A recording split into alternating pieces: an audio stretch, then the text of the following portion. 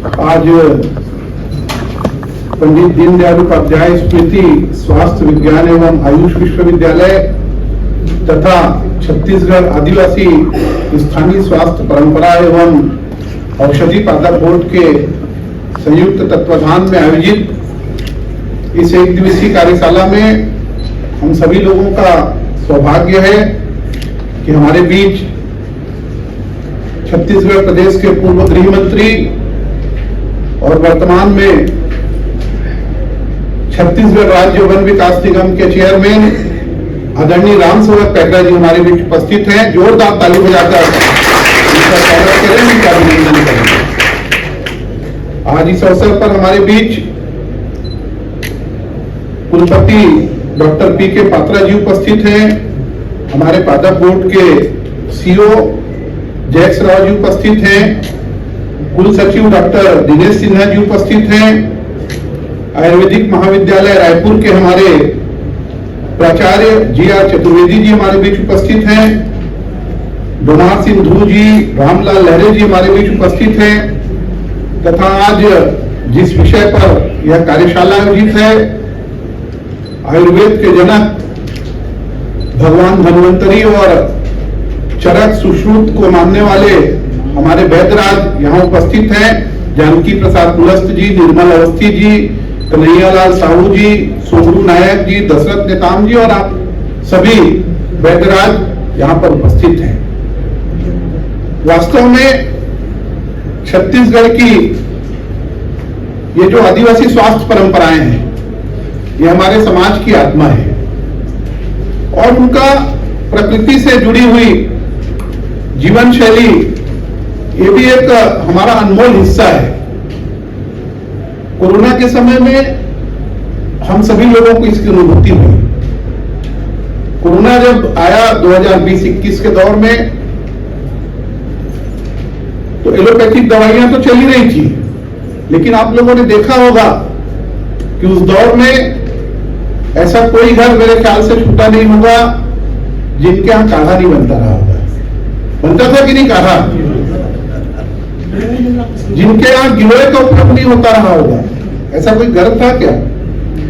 हर परिवार जो है गिलोय का उपयोग कर रहा था, तुलसी जल का उपयोग कर रहा था।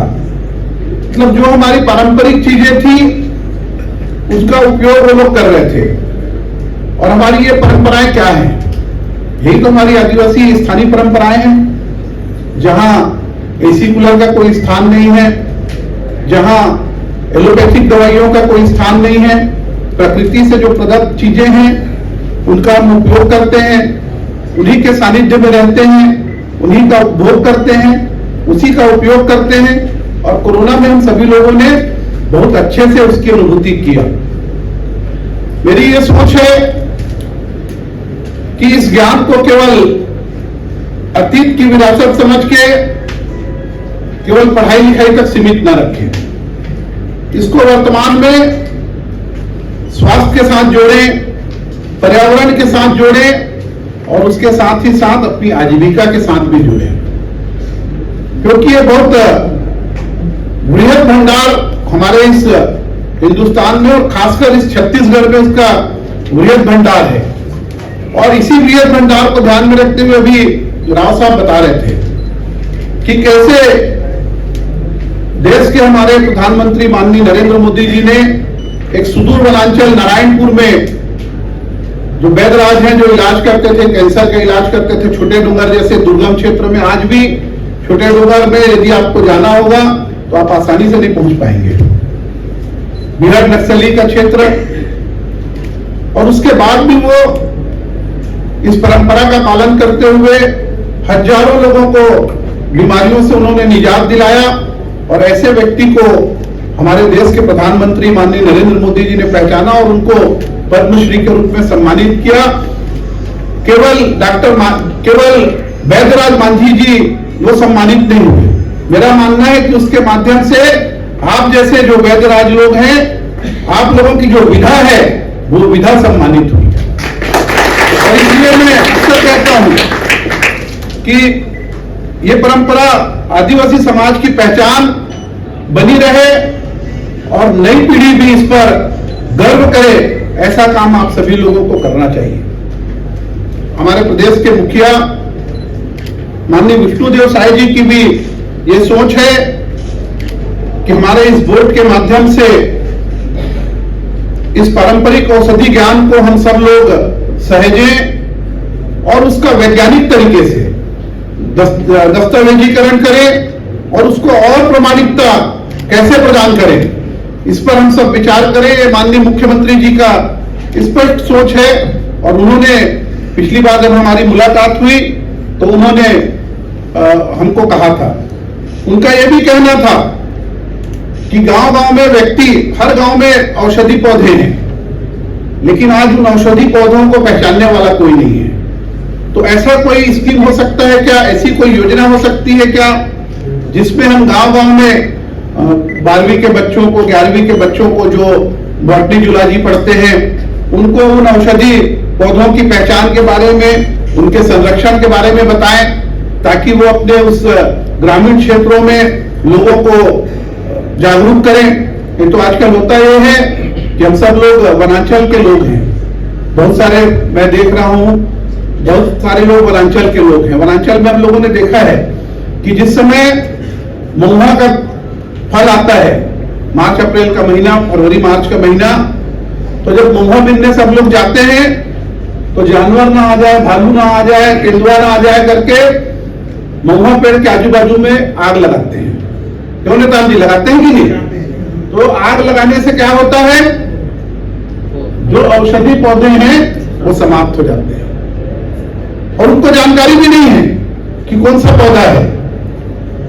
इसलिए माननीय मुख्यमंत्री जी की ये मंशा है कि ग्रामीण स्तर में भी, गांव के स्तर में भी औषधि पौधों को पहचानने वाले लोगों की एक टीम तैयार हो, बच्चों की एक टीम तैयार हो, ताकि हम औषधि पौधों को पहचान सके और उनका संरक्षण कर सकें। और वैसे भी हमारा ये जो छत्तीसगढ़ है, ये छत्तीसगढ़ 44% हमारा भूभाग वन से घिरा हुआ है। यहां वनों में पर्याप्त मात्रा में औषधि पौधे पाए जाते हैं। आज आवश्यकता इस बात की है कि हम उनको पहचानें, उनका संरक्षण करें। आज इस अवसर पर आप सभी लोग यहां उपस्थित हुए हैं। मैं आप सभी लोगों का, चूंकि इस कार्यशाला में हम लोग भी एक होस्ट हैं, इसलिए आप सभी लोगों का मैं भी हार्दिक अभिनंदन करता हूं। इस कार्यशाला में अच्छी चर्चा परिचर्चा आप लोग करें, क्योंकि मुझको आज किसी जरूरी काम से दिल्ली जाना है, नहीं तो मैं आपके बीच दिन भर बैठता। लेकिन आप लोग जो चर्चा परिचर्चा करेंगे उनको मैं अपने अधिकारियों के माध्यम से उसका अध्ययन करूंगा और जो भी निचोड़ आप निकालेंगे वो कैसे इम्प्लीमेंटेशन हो, कैसे धरातल पे आए, उस पर हम पूरा प्रयास करेंगे, पूरा काम करेंगे। मेरा एक और निवेदन है, आज हम यहाँ पर बैठे हैं, आयुष विश्वविद्यालय के भी हमारे वाइस चांसलर जी हैं, हमारे प्रिंसिपल सर हैं। ऐसा कुछ हो सकता है क्या कि आज छत्तीसगढ़ में इतने सारे हमारे आयुर्वेद औषधालय हैं, हमारे बहुत सारे कॉलेज हैं, औषधालय हॉस्पिटल जब हम जाते हैं, आयुर्वेदिक हॉस्पिटल, तो आज वहां पर भी औषधि पादप नहीं है। वहां पर कोई औषधि पादप का कोई गार्डन बन सकता है क्या? मेडिसिनल प्लांट का कोई गार्डन बन सकता है क्या? कॉलेज में भी मेडिसिनल प्लांट का कोई गार्डन, अच्छा गार्डन बन सकता है क्या? इस पर भी आप लोग एक बार विचार करें और बोर्ड आपके साथ काम करने के लिए तैयार है। आप एक बार मौका हमको दीजिए, हम निश्चित रूप से आप जैसा गार्डन तैयार करना चाहेंगे हम उस पर मदद करेंगे। वैसे भी हमारे सीओ राव साहब इस मामले में बहुत एक्सपीरियंस है उनको, और उनके उस एक्सपीरियंस का उपयोग आप लोग करें। आज इस अवसर पर केवल इतना कहते हुए कि आप सब लोग यहाँ उपस्थित हुए, उसके लिए मैं हृदय से धन्यवाद देते हुए अपनी वाणी को यही विराम देता हूँ। जय हिंद, जय भारत, जय